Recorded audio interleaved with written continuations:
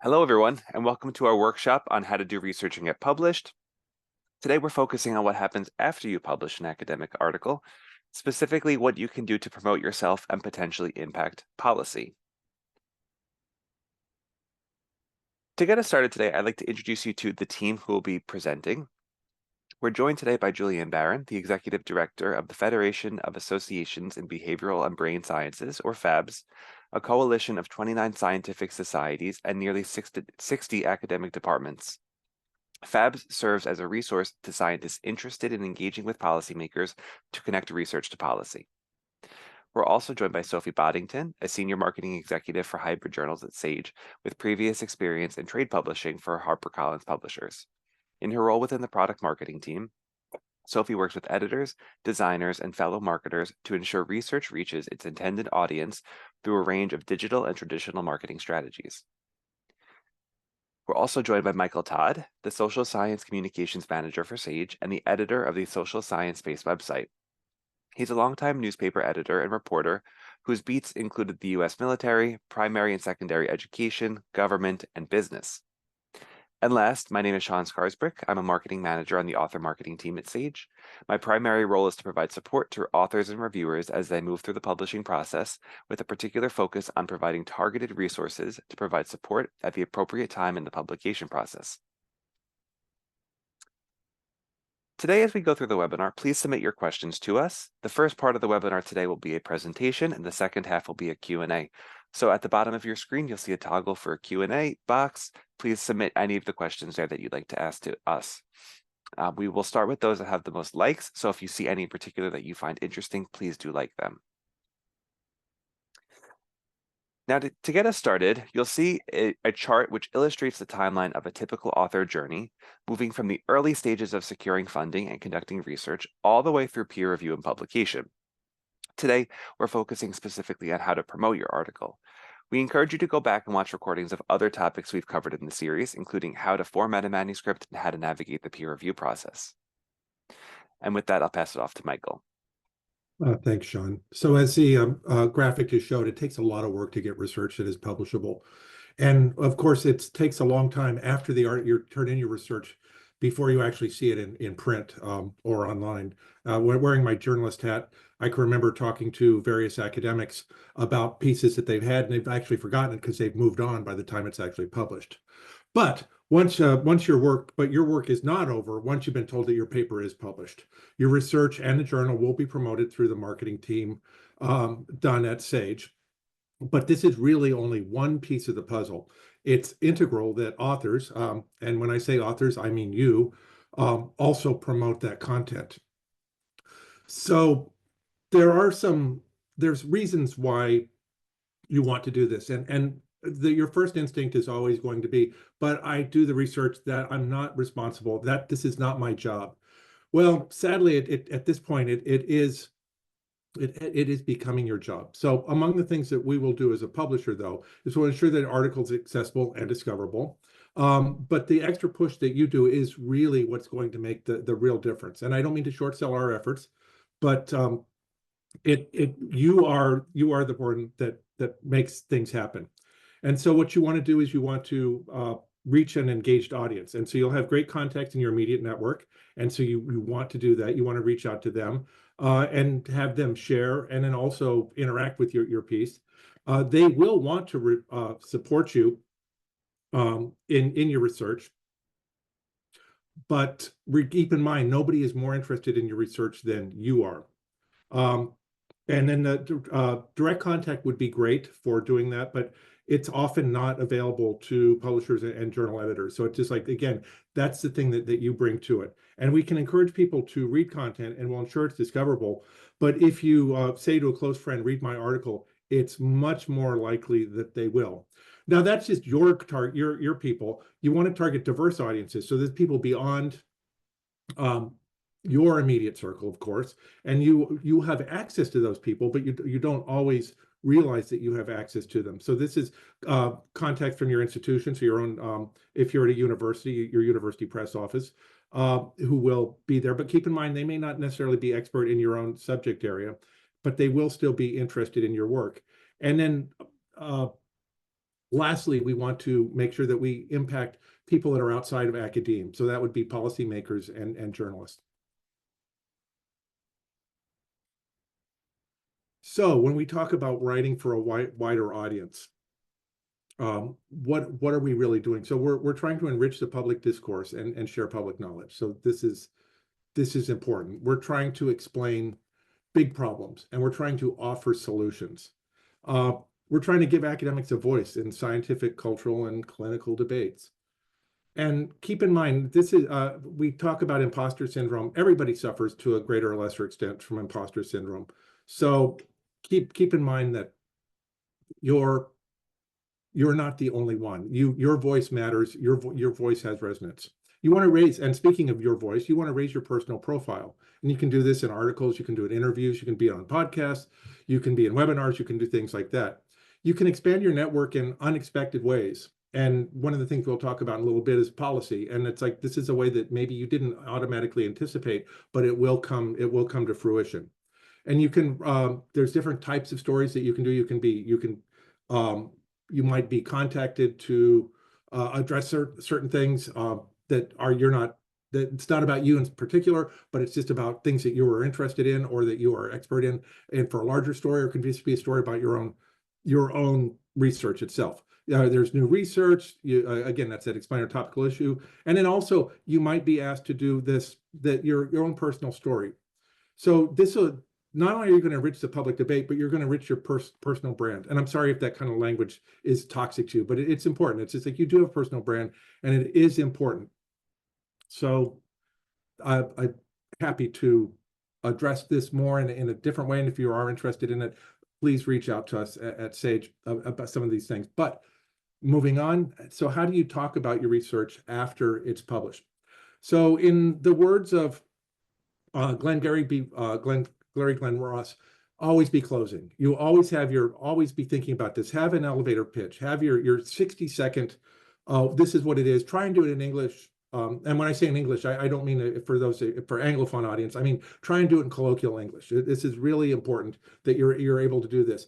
Keep in mind that you don't try and tell the whole story. As Voltaire said, the quickest way to be a bore is to tell everything that you know. Do not try and tell everything you know. Pick out the main points and do that. Write it down and kind of think about having a speech prepared just in case. These are important things. And then tailor it for who you are dealing with. So again, I talked about doing it in English.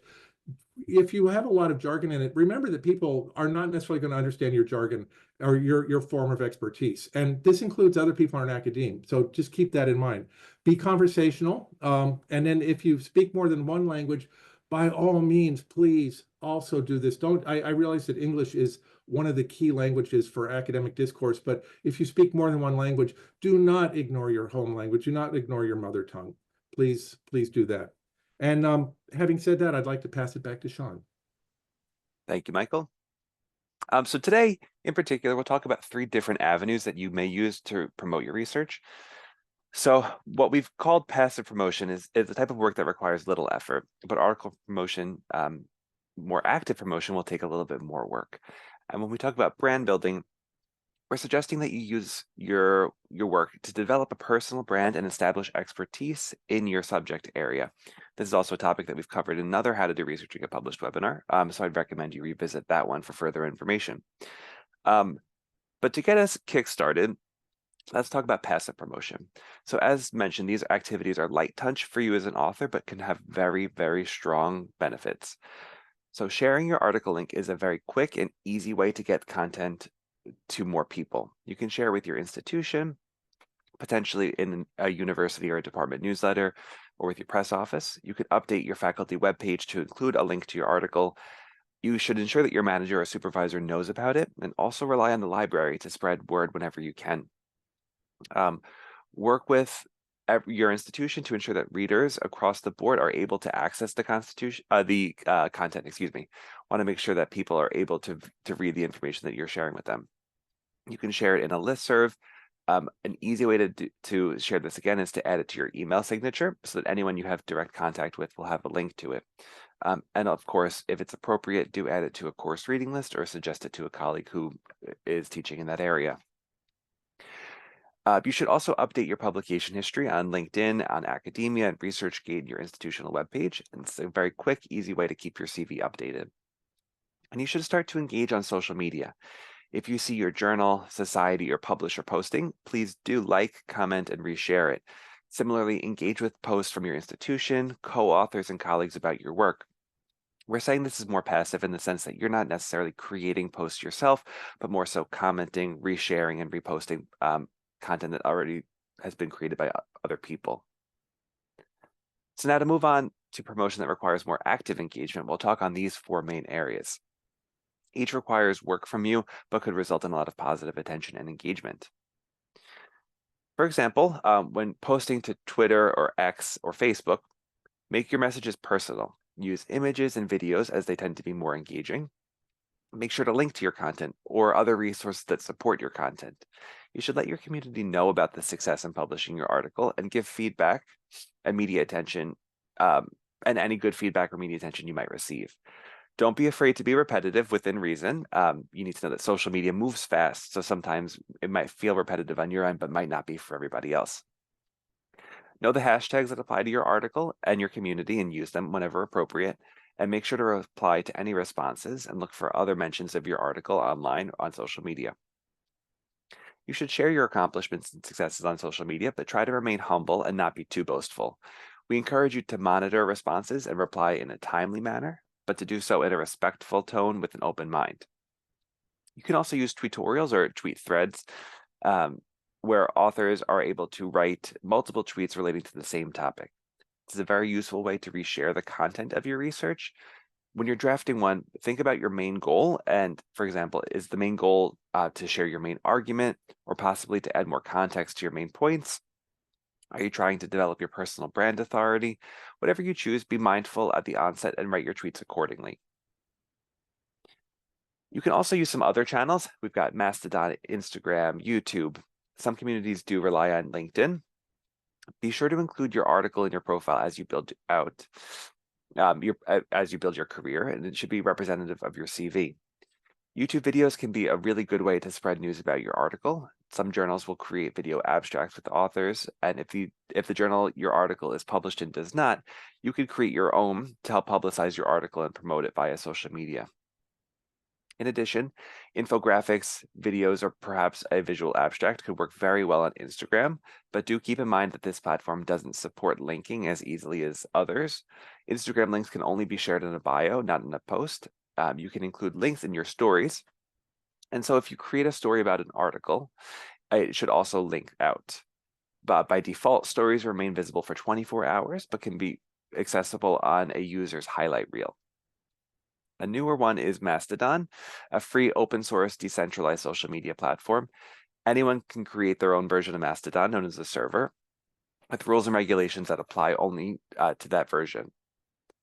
Although Mastodon looks similar to Twitter or X, its user experience is more akin to that of Discord, a talking and texting app where people also join servers and have their own cultures and rules. Once you sign up for an account, you can post what are called toots, which are Mastodon's versions of tweets. You can also boost other people's tweets, the equivalent of a retweet. And with that, I'll pass off to Sophie to talk on conferences. Thanks, Sean. As with social media, conferences are a crucial pillar of active promotion. You might be going to conferences in several different capacities, which is why I've broken these tips into two categories: attending conferences as a guest and attending them as a speaker. One of the most important things you can do when attending a conference as a guest is identifying the most suitable type for your research and objectives. Smaller society or practitioner-led conferences will provide greater scope for interactions with editors. In comparison, large discipline and society meetings can be more beneficial to boosting the reputation of presenting researchers and may attract more high-profile keynote speakers, so both have their advantages. Once you've defined the conference type most suitable for you, it'll provide the perfect opportunity to network. This might involve meeting a journal's editor-in-chief to promote your research and discuss methodology, or reaching out to publishing editors from Sage, who will also be able to pass on your contact information.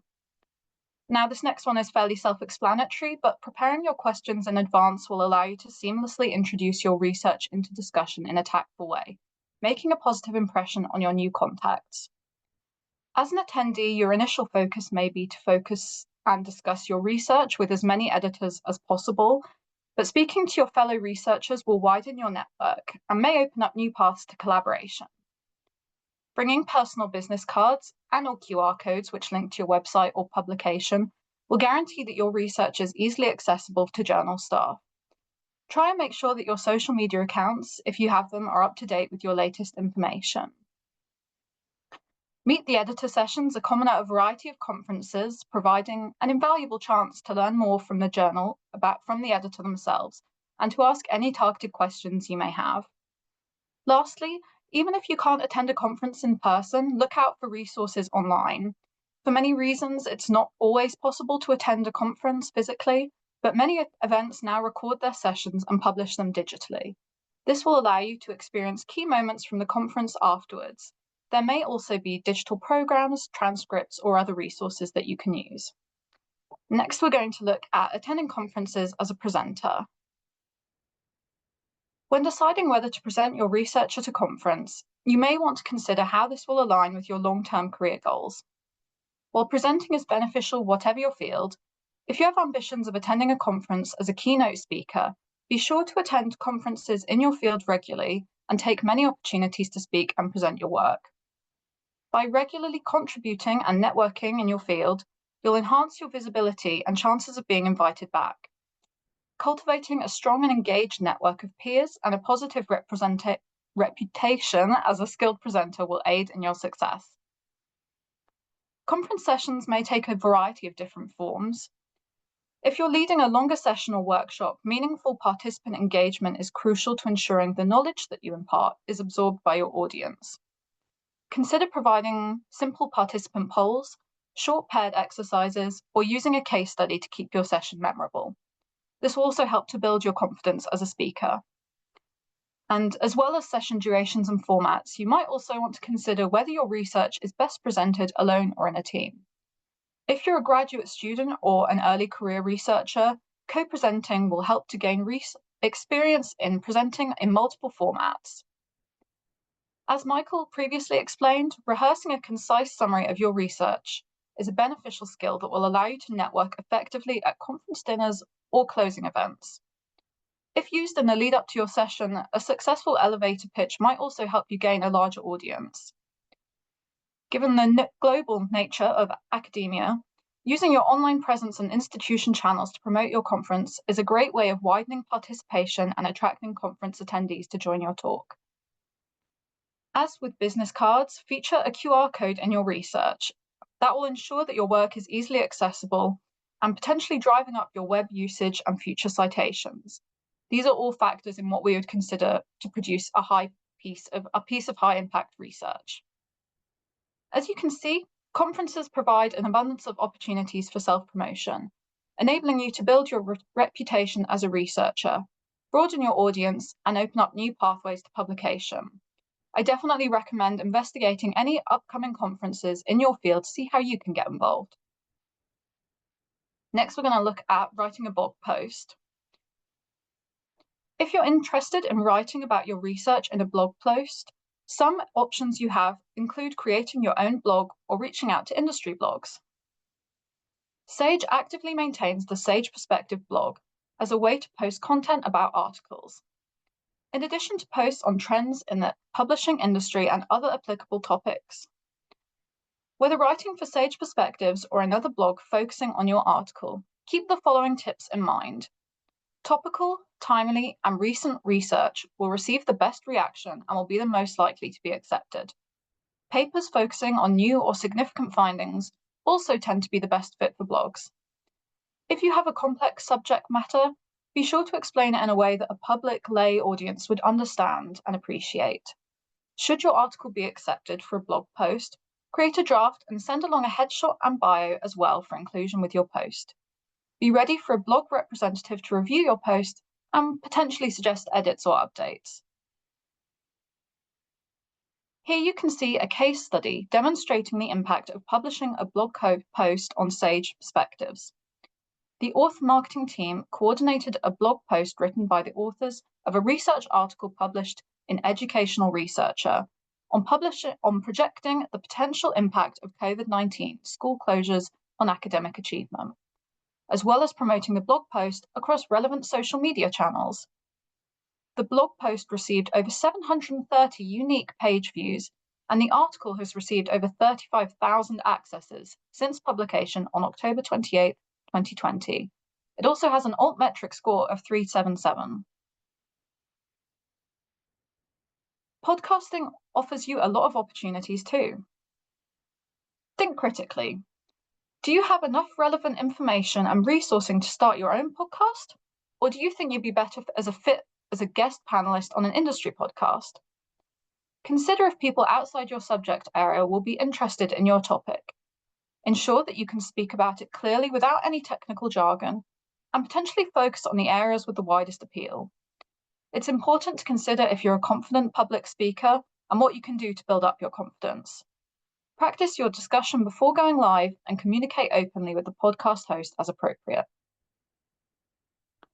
These next materials can help expand the reach of your content to a non-academic audience, with content that can be easily understood. A plain language summary is similar to an article abstract in that it summarizes your writing in a succinct snippet, but a plain language summary is unique in that it's written without any technical terms or discipline-specific jargon. The intention is that anyone, whether in your discipline or totally outside of academia, can understand the overview of your research. Video abstracts and infographics provide a summary of key information and findings from an article abstract conveyed in a brief and graphic form. The aim of these is to assist researchers in quickly finding the most relevant article and allows them to visually evaluate whether they would like to pursue the article and delve deeper. These resources are valuable both pre and post publication and can be submitted with your article to undergo peer review. Post publication, they can be used for promotion. They're easily shared on social media, in listservs, or with your colleagues. If you're interested in creating any of these, please check out Sage Author Services, where subject area experts will create them for you. As mentioned earlier, building your personal brand can go a long way to increase the reach of your research. There are a number of sites here which are dedicated to developing your author brand. You can create a profile on Web of Science Reviewer Recognition, formerly Publons, to track all of the review work you've done and how you've contributed to the field. It's an easy way to ensure that you get credit for the work you've done.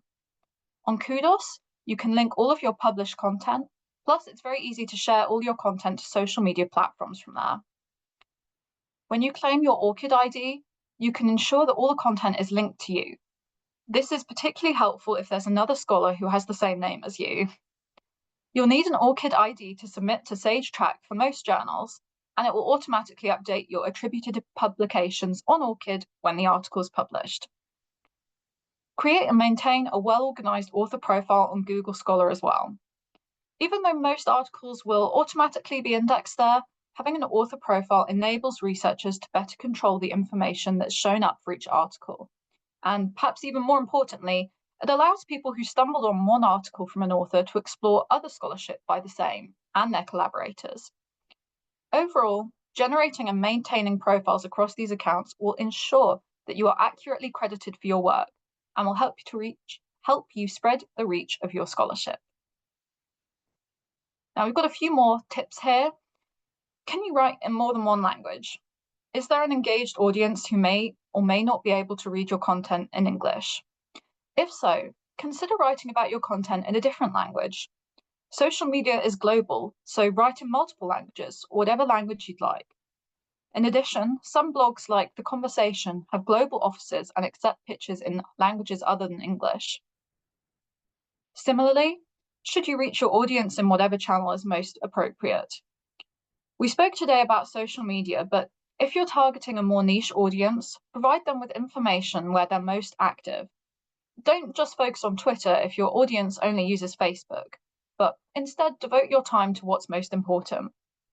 Press releases are great ways to share information about your research. You can work with your institution to post, or you could share it somewhere on social media or on a personal website. And this can then be reshared across multiple channels.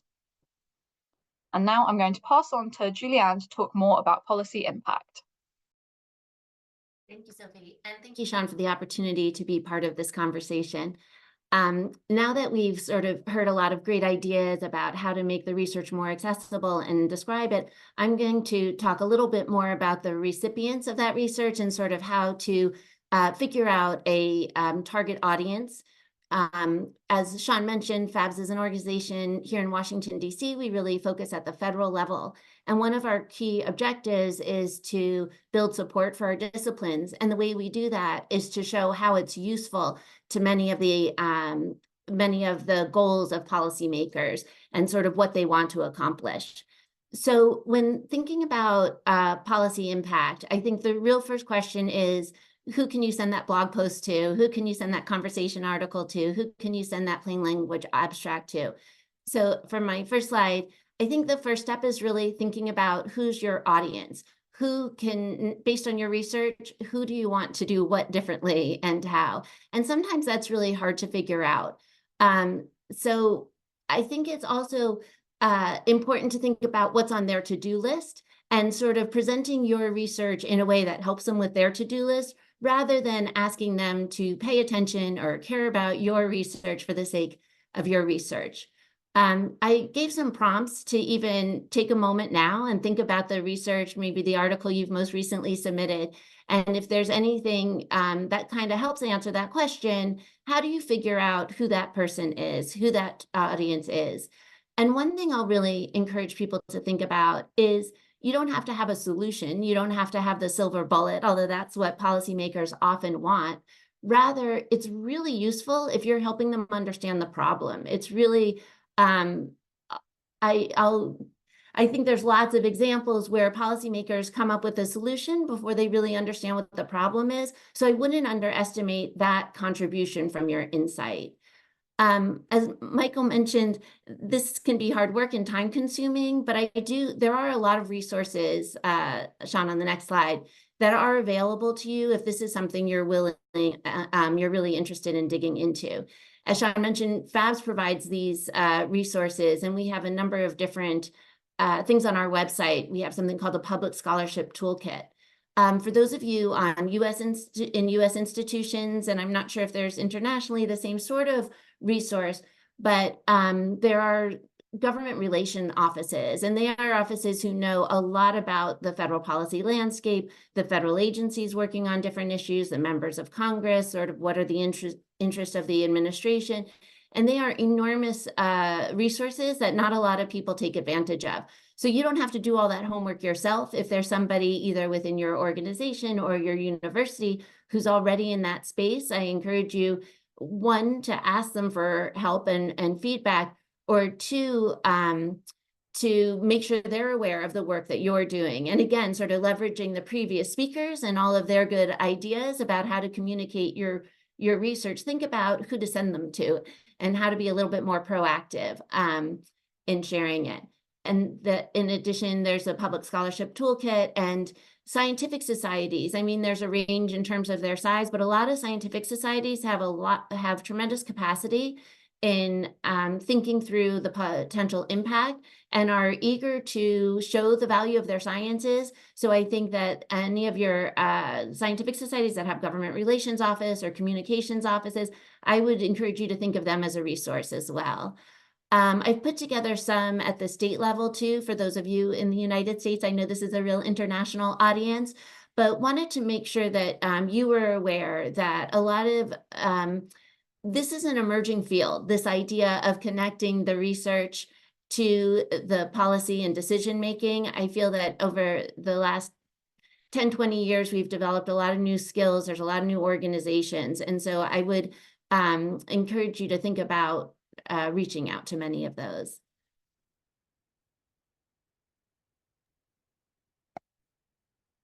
So you've heard Julianne's spiel, and you find it convincing, and you want to be active in the policy sphere. But you feel like you're just shouting into the wilderness. How do you know that anything you've said has changed anything? How do you know you've turned any dial? How do you know it's like, what was the point? Well, at Sage, and a quick advertisement for Sage, is an independent company with a mission. We decided that we wanted to know this too, and we wanted to know it for you. We wanted to help shift this conversation from just citational impact and altmetric to your consumer impact to what kind of policy impact do you as an individual researcher have? And so we had friends at Overton, and Overton is a company that you and Adi there was the person behind altmetrics, but we teamed with them and they, with their huge, in fact, the world's largest searchable index of policy documents. And together with them, we said, why don't we make it possible for researchers to easily discover for themselves where their work is cited in policy? And better than that, why not let them do it for free? So we came up with Sage Policy Profiles. And again, it's powered by Overton. And right now, as of a couple weeks ago, they had 14 million documents from 188 countries where it searches and it creates this dashboard for you that you are able to get to. By the way, don't jump at the bit. I know people like QR codes, and we're going to show one of those in a second so you can get this. But so we unveiled Policy Profiles. So and it's browser-based, so you can use it anywhere that you can have an internet connection, and you can easily discover and visualize citations of your work in policy documents.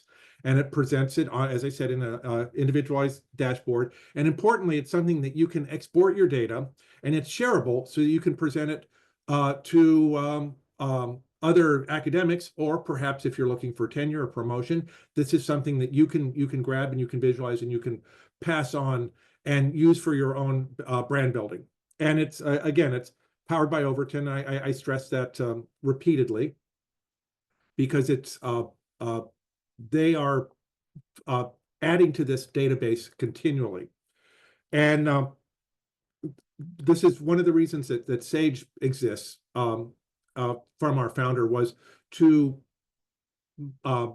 make academic material useful and important to the world. And so this kind of fits in with our mission. Again, I'm a little bit on advertising on this here, but this is an amazing tool, and it's absolutely free. And I say it's an amazing tool, and you go, yeah. He works in corporate comms for Sage, so of course he says that. So let me share a couple things. A professor of educational psychology in North Carolina says, Sage has a tool to see how often your work has been cited in policy documents. 32 times for me, which is 32 times more than I knew about. We had an academic in Canada who talked about his work that he found. It was in OECD, UNESCO, government sources, the Royal Society of Canada, etc. Things people did not know about. This is their academic material that they thought was just going into an academic venue, into an academic terrain, was being used in a wide-ranging and world-changing system, ecosystem. Here's something. Research impact is finally not about publications. This is from a marine biologist. And again, this tool is usable for everyone. We focus on social and behavioral science in my neck of the woods, but this is usable by any academic.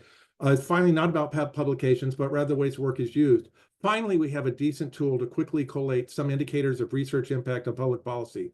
This will be super helpful for grants, awards, tenure, promotion, et cetera. And again, this isn't me speaking, this is me reading tweets. If we can go to the next slide, pass on. Here's a URL for this.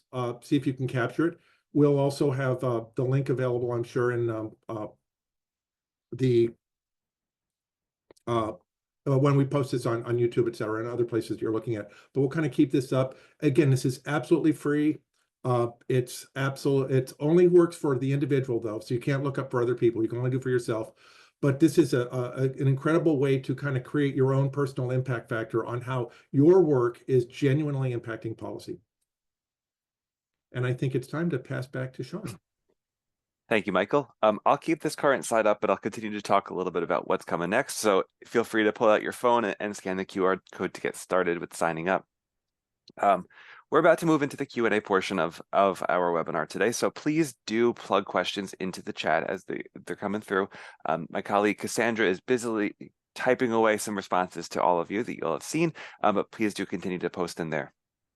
Before we move into that, I wanted to just flag that How to Do Research and Get Published is continuing. We are a monthly webinar series. We've done about 30 webinars at this point, and we're continuing into 2025. So please do continue to join us. And I'll hop on to the next slide now, and we'll share the slides after the fact, so you'll be able to get the link if you haven't had a chance to do so. On January 8th, we will be doing a Back to Basics webinar on how to select a journal. So for anyone looking to get basic information on how to get published again, where to get started, this is a great one for you. We've also got a webinar in February on the breakdown of article types, and in March on how to write a manuscript. Again, going back to basics for anybody who's looking for a refresher. We have our journal information guide for authors. We've got information on how to get published, how you can share and reshare your content. For anyone who reads a simplified Chinese, we have a Chinese author gateway with translated content as well. So again, huge thank you, and let's go into the Q&A portion of today. So I've seen a number of really great questions coming through about access to content. And as you know, publishers, we have information sometimes behind paywalls, and that's not the case for all articles. Sometimes you can publish open access, which is freely available.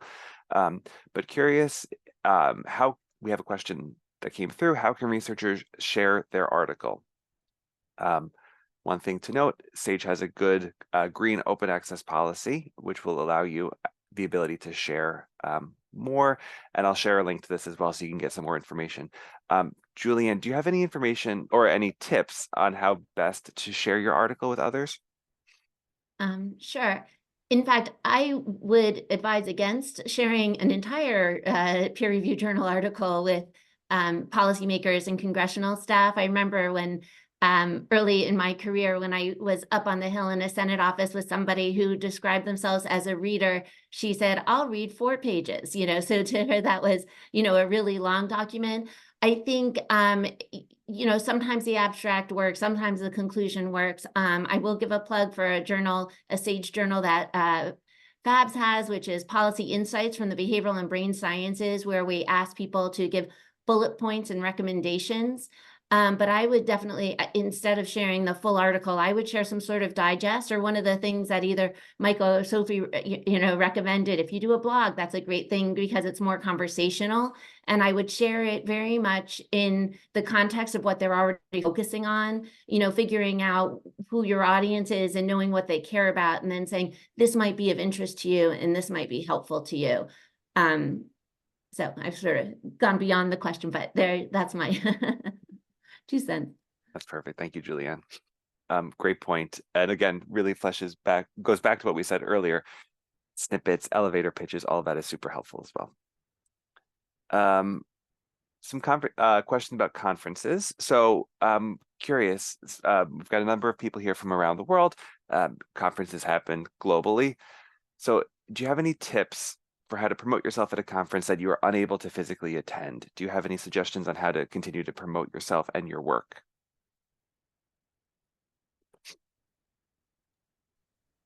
Yeah, absolutely. So I think I mentioned a little bit in my earlier discussion about how many conferences have digital resources now. So I definitely would start by looking in the say basically the conferences that we've got and seeing which ones are either digital only or have an online presence. If they're digital only, it will mean that you're able to attend virtually as things are happening.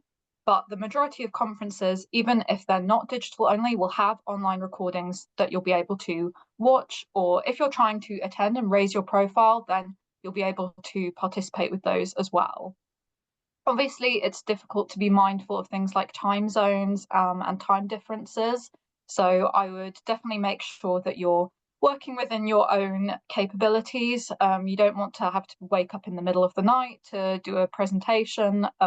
Obviously, it'd be better if it's only a few hours apart. So I definitely make sure to look at that. And yeah, I would really make the most of your online platform as well. If you're trying to attract attention worldwide, making the most of your social media, as we've said, is going to be really crucial for raising your profile. Some conferences also run prizes as well. So even if you're not able to attend, then they can talk about your work, and you may be able to have a presenter go into a bit more detail about that. I can't think of those off the top of my head, but I can try and have a look when Sean sends over the slides if there's anything appropriate. But yeah, I would say those are the main things that I would suggest. Look at online conferences, things that are near your time zone. Look for funding and prizes so that you can attend ones worldwide. Great points. Thank you, Sophie. Julianne, I have a question for you. A number of people have been asking, again, this is a global audience, people outside of the US. So do you have any tips for how to impact global policy or perhaps some policy outside of the US? Is there anything maybe universal that you could recommend? The only thing I can think about is asking yourself those questions about your research and trying to figure out who is in a position that might be able to do something differently and based on what you've learned. Or who might think about a solution differently if they understood the problem better. I mean, I think that's universal, because sometimes it's, yeah, and I don't want to use state, but sometimes it's local, sometimes it's at the community level, sometimes it is, the body equivalent to our Congress versus a agency, and so I don't know of resources, and because every government is so different in terms of how those roles are divided. But I'll put some thought to that and try and get back to you. But I do think that idea of first asking yourself, rather than just sort of like putting it out there and hoping somebody finds it, is there someone in particular who might find this particularly useful, and then seeing where that leads you might be helpful as a place to get started. Great, thank you, Julianne. I see a really great question that came through about how to bridge the gap between academia and policymakers. I think this is a really interesting one. So the person asked, do you have any practical guidance for how to bridge the gap between academia and policymakers? I know you shared some federal and state organizations who just don't know how to create that ultimate pathway. Do you have any tips for this? Is that for me too? Yes, if you don't mind. Yeah.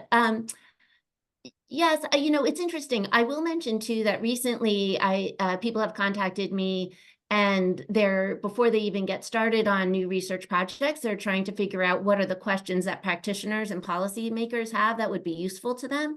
And so that's a very different approach than I think we've seen traditionally in academia. But one that I think is really exciting and encouraging for the future of evidence-based policymaking. I will again say to look at your available resources. I mean, one thing I really try not to do is to say to researchers, well, on top of the rigorous training, on top of the rigorous research, on top of all that you do to produce your journal article, now you have to do this all as well. And like I said, I think that we've seen a real evolution of these resources. If you happen to be in a academic institution, they do have a lot of resources there that are supposed to serve you. I find from my behavioral science colleagues, they don't always know about them, but I would encourage, like, if there's a government relations office or a communications office, they are in direct contact with the federal agencies and with the federal government in ways that you might not be aware of. So I think there are more resources there than a lot of us might know about. And sorry again for the US centric, that's just where my organization sits. Thank you, Julianne. Yep. John, can I add something to what Julianne said? Please. And it's something I actually learned from Julianne, and it's that policymakers are interested in what policymakers are interested in. They're not necessarily interested in what researchers are trying to sell them at any given moment.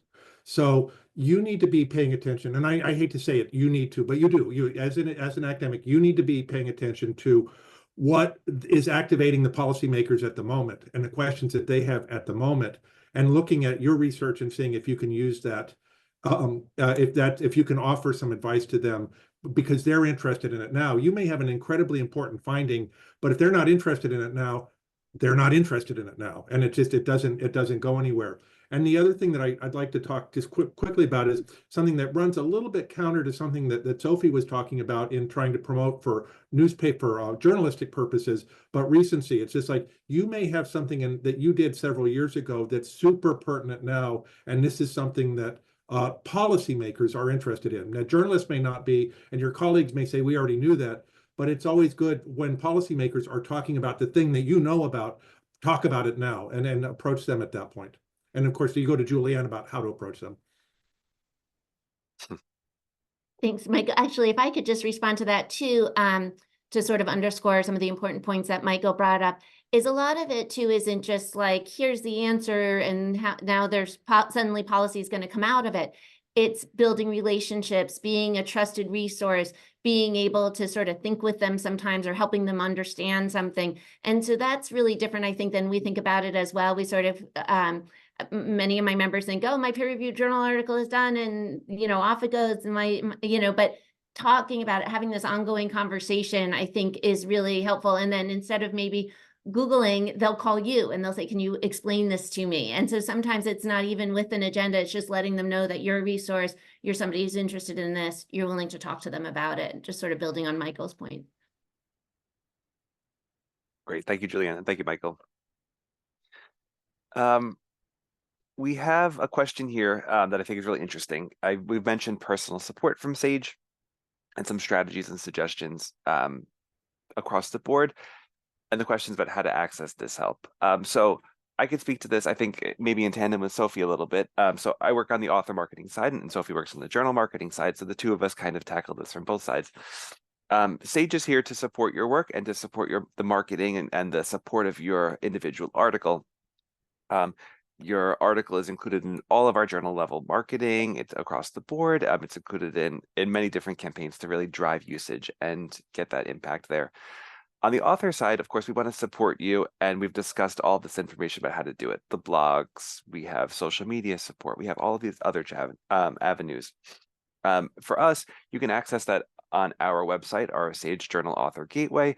Lots of tips and tricks for you to use, guides, resources, PDFs, all of that to really flesh this out.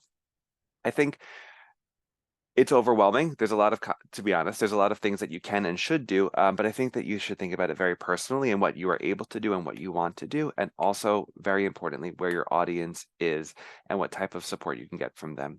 It's really important to develop yourself in an area where you'll see the most impact versus an area that will be time-consuming and you won't see that impact. So really thinking very critically from the onset, making sure you're doing the right thing at the right time. Sophie, is there anything that you'd like to add to that, or do you think that I've kind of covered that? Probably just one or two extra things that have occurred while you were speaking. So obviously a lot of our resources are online, and I think Sean touched upon something that's really key, which is about spending your time where it's going to be most valuable for you, and really finding your niche.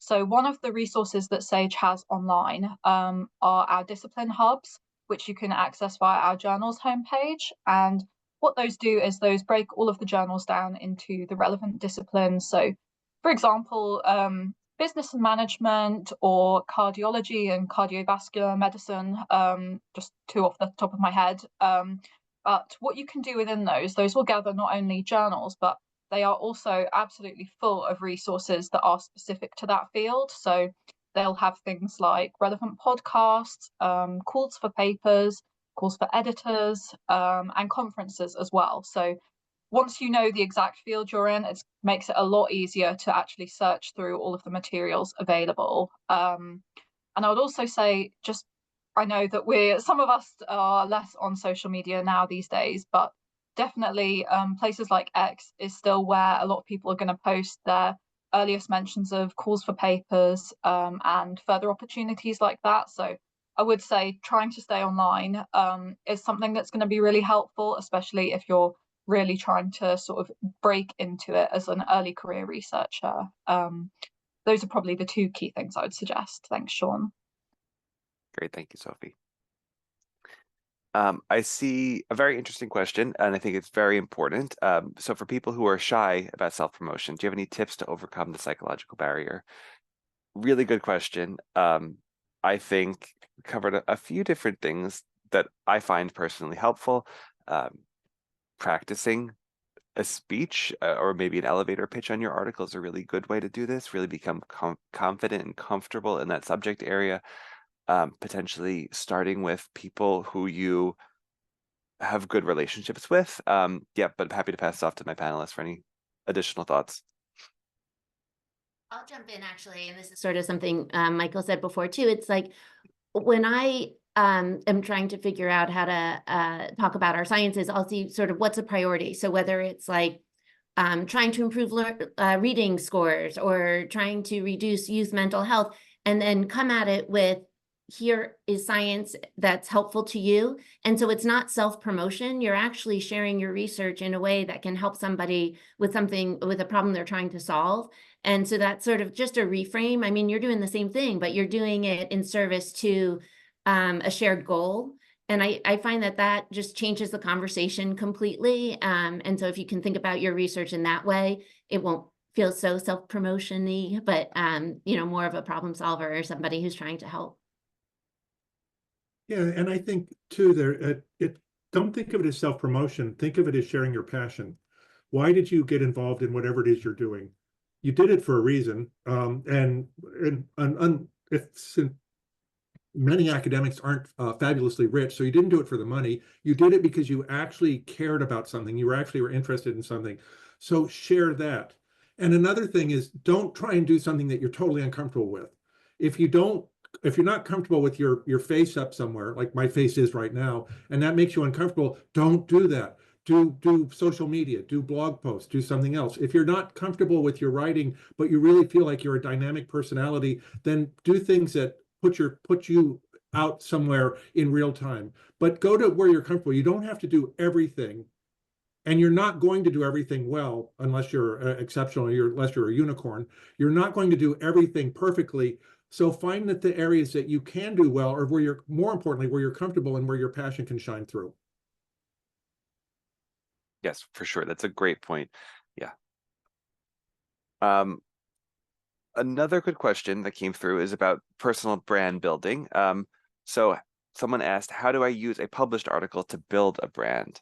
I can start the conversation here just to say that a published article in the topic shows, as Michael kind of said, you're building on your personal brand here. You're showing your area of expertise and also your area of interest. So you're really developing who you are as a researcher, and thinking about, a published article is just one step in it, right? You're building out this wider umbrella of who you are, and you speak at conferences on it, you post on social media, you do these small scale things theoretically, and you're really starting to develop yourself as a name within that field. I think that's just small incremental steps on how to do so. I'm wondering if any of my other panelists would like to speak on this or flesh it out a little bit more. I think something along those lines is that you're not building on one article either. You're building on your area of expertise. That article is the distillation of that. It's the gem. It's in the setting that you've put out. But the reality is that you're an expert in an area, and so use that and kind of create and become a public intellectual on that. And I know that public intellectual has certain negative resonances for some, but it's actually a thing to strive for. It's you're the person that knows about this thing, so why not be the person that talks about this thing? And one thing I think is incredibly important, if you do not step up and talk about what you know, somebody else is, and that other person may have stuff that you think is suspect or you may disagree with or something else. If you have a specific insight, you're the one that needs to share that specific insight. So even if you are shy or you are a little bit retiring about it, it's important to the world at large. Absolutely. I also draw upon what I was mentioning earlier about things like if you're going to promote it online, really look into things like the plain language summaries, especially if you're trying to widen your audience. Because chances are, if your article's been published, you're well on the way to getting into the audience of your field. But I think if you want to widen that and look at sort of engaging, a broader audience, a global audience, look at how you can present things in a way for people who don't necessarily speak English as their first language, for the global field. So absolutely, I would say things like the plain language summary, and the infographics as well, anything that could be relevant. Really lean into the multimedia if you're comfortable with it.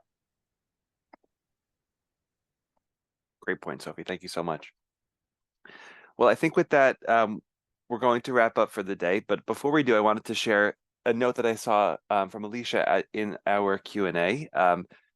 They wrote they started using Sage policy profiles as part of their CV, although maybe while not impressive, it communicates a different message in terms of what I value about my research. And I think that genuinely really underscores a lot of what we've spoken about. I'm sure it is impressive regardless of whether or not you think it is, because at the end of the day, you're making a stance in your area of expertise, which is impressive.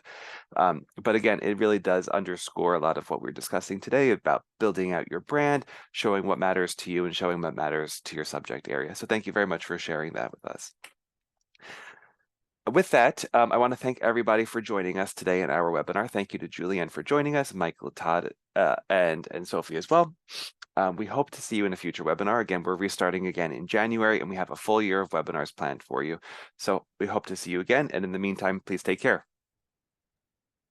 Thank you. Bye.